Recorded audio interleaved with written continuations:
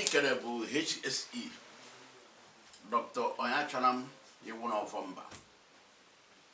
fanda Alusi Isi Ojii na ọdịnala ndị isi ojii na nkwọ ndị isi ojii na fanda ebiri Chukwu abịam Igwe Ojii mmụọ ekpere chief priest udene bụ na nando nwa mmadụ nwa mmụọ na nando nwa odibo ọ bụ nke ọba ndụ ọ bụ nke Chukwu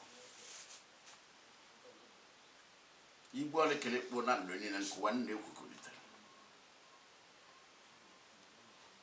nna ijele na nke ikpeazụ ya abụ m onye Okpobili Nando n'ime Anambra East Local Government Area Anambra State o nwere ibe m ga-agba ndị mmadụ ibe nna m ga-agba ndị mmadụ bụ na mma na atụ arụ ọbụla apụtara apụta Chukwu ekwughị ibe ga-eme mana anyị bụ mmadụ na-emebi ya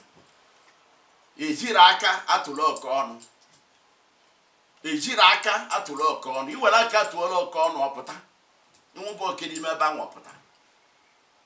arọpụta n'igwe chiwelu n'igwe Chukwu ekwughị ibe ga-eme ma anyị bụ mmadụ ndị mmadụ na force nature anyị bụ ndị mmadụ na-eburu Chukwu ụzọ anyị bụ ndị mmadụ na-agba Chukwu mgba anyị bụ ndị mmadụ na-eme Chukwu ịnachi ya azụ n'ebe ọ chọrọ imere mmadụ ọ bụrụ na anyị enwe ike ịma nke ịbụ eziokwu kwuru n'eziokwu ma nwoke ma nwaanyị ibe Chukwu na-arọ na-eme na eziokwu bụ Chukwu na Kraịst ka a bịara taa ekele onye ọ bụ ọsịrị ya bụ the way, the life and the truth ekene m unu onye na-emela ọrịa niile onye chere m ofu mba bụ odogwu Igwe Alusi Ojii Igbo niile Igwe Alusi Ojii Igbo niile